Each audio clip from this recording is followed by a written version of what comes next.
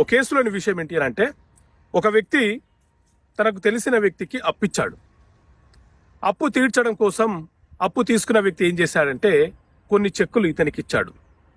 So అప్పు ఇచ్చిన వ్యక్తి ఆ చెక్కులను బ్యాంకులో ప్రజెంట్ చేసినాడు. ఆ చెక్కులు బ్యాంకులో ప్రజెంట్ చేస్తే ఆ చెక్కులు చెల్లుబాటు కాలేదు. ఇన్సఫిషియెంట్ ఫండ్ కింద ఆ చెక్కులు రిటర్న్ కాబడినాయి. దాంతో అప్పిచ్చిన వ్యక్తి ఏం చేశాడంటే చెక్ ఇచ్చిన వ్యక్తి మీద చెక్ బౌన్స్ కేసు ఫైల్ చేసినాడు.